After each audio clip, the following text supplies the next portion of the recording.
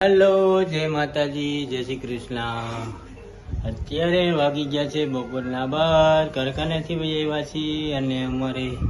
આજે જમવામાં છે બટેટાનું શાક, ટેડરનો સંભારો, ભૂંગળા, કાકડી, સલાડ,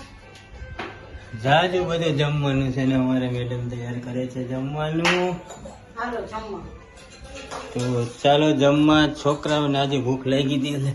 અમારે છોકરાઓએ વહેલું ખાઈ લીધું છે અને અમે જો હાલો અમારે આ કલકલિયા એ મારી રાહ નો જો એલા નહીં કા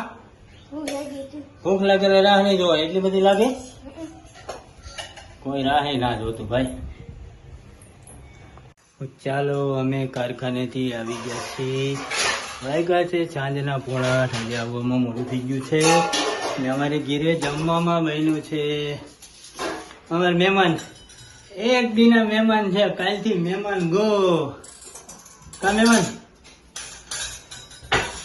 વહી જવાના છે સવારે સ્કૂલ ચાલુ થઈ ગઈ છે એના તેડા આવી ગયા છે હું તો પાસે આવી પાછું આયા કાંઈ કામ નથી ભાઈ એક દિના મહેમાન હોય દાદી થોડું કાલે કાંઈ અમારે મેડમ કાપે છે કાંદો કાપે છે ડુંગળી નો ખવાય એ સ્વામિનારાયણ થઈને કોઈતરા ઉખેડીને બધે ખવાય ને અમારા જે જમણવારમાં બન્યા છે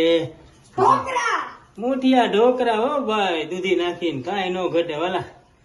અને ભેરો છે કિસાન સોસ ટમેટો છાશ છે ડુંગળી છે અને એટલું જ છે બીજું કઈ છે નહીં ઢેફલી બેફલી બનાવી કઈ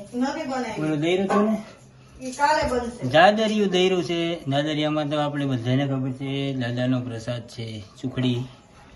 મીઠાઈ કામી ભેગું સાંજે જમવામાં જોઈએ 2 બોક્સ મીઠડી છે મીઠડી કેવું વરસાદ શું કહેવાય ને સુખડી મીઠડી નહીં સુખડી છે તન ભાઈ બે ખાઈ ગયો વાહ ખાવામાં ક્યાં કઈ વાંધો છે ફાનસ ફાનસ કોને કહેવાય ખબર છે ચશ્મા પહેરતા ને એને ફાનસ કહેવાય પેલા મારા બા ચશ્મા પહેરતા ને એટલે મારા કાકા થતા હોય એ એના દેર કહેવાય એ બધા એમ કેતા તાર બા ફાનસ છે એટલે આપણે થોડી ખબર હોય ફાનસ કોને કહેવાય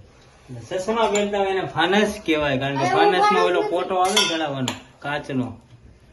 એને ફાનસ કહેવાય જમવાની તૈયારી ચાલુ થઈ ગઈ છે તો મોતિયો ન કહેવાય ફાનસ કહેવાય અને આમાં શું છે ખજૂર ના ચાલો આવે એટલે ખજૂર તો નવું આવ્યું હોય ખાવાનો જ હોય તો ચાલો આજ માટે આટલું જ છે અમારે જમીને લાવવાનું એક જગ્યાએ બેસવા તો આજ માટે એટલું જ છે બધાને જય માતાજી જય શ્રી કૃષ્ણ અને મારી યુટ્યુબ ચેનલને સબસ્ક્રાઇબ કરજો ફોલો કરજો ફેસબુકમાં લાઈક શેર સબસ્ક્રાઇબ